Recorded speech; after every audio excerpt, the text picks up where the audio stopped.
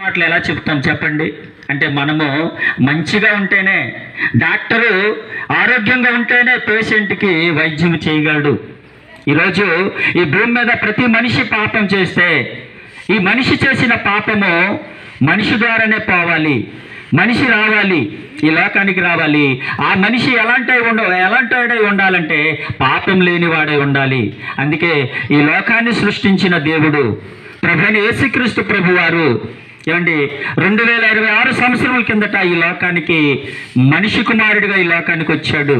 వచ్చి మనుషులందరూ మనం చేసిన పాపానికై ఆయన ఏం చేశాడంటే తన పరిశుద్ధమైన, నిర్దోషమైన, నిష్కలంకమైన రక్తాన్ని చిందించి ఆ రక్తము ద్వారా మనందరికీ ఏమి కలుగుతుందంటే పాప క్షమాపణ కలుగుతుందండి.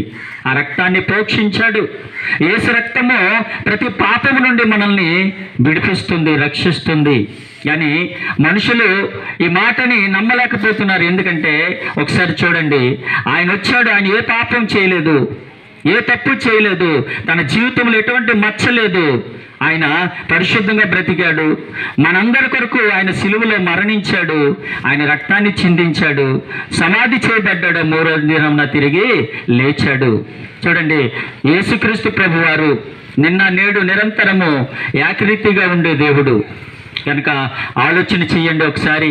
యేసు ప్రభు ఈ లోకానికి వచ్చింది మనుషులందరి పాపాన్ని తొలగించడానికి, పాపల్ని రక్షించడానికి ఈ లోకానికి వచ్చిన దేవుడు యేసుక్రీస్తు ప్రభు. అయితే మనం చేయవలసింది ఏంటంటే, మన మతం మారక్కర్లేదు, మన కులాన్ని మనం అక్కర్లేదు. నీ మనసు మారితే చాలు. ఇదిగో మన ఒంటికి ఏదైనా దుమ్ము, మట్టి లేకపోతే ఏమైనా అంటుందనుకోండి, మనం నీటి ద్వారా శుభ్రం చేసుకుంటామండి. మరి మనసు కంటిన పాపము ఎలా పోతుంది? మనసుని పవిత్రపరిచేది ఎవరు? ఒకసారి ఆలోచన చేయాలండి. అందుకే యేసుప్రభు వారు అన్నారు, నేను ఎవరిని రక్షించడానికి వచ్చానంటే పాపుల్ని రక్షించడానికి వచ్చాను అన్నాడు. యేసుప్రభు నందు విశ్వాసం ఉంచి, ఎవరైతే ఆయన నందు విశ్వాసం ఉంచి ఈ లోకంలో పరిశుద్ధంగా బ్రతుకుతారో, చెడు వ్యసనాల్ని విడిచిపెడతారో, అందరినీ ప్రేమించి అందరికీ సహాయం చేసే విధంగా ఉంటారు, అలాంటి వారు దేవుడుండే లోకానికి వెళ్తారు. పరిశుద్ధ గ్రంథంలో ఒక మాట ఉంది, ఏదంటే పరిశుద్ధత లేకుండా ఏ ఒక్కరు కూడా ప్రభుని చూడలేమంటండి. పరిశుద్ధత ఉండాలి.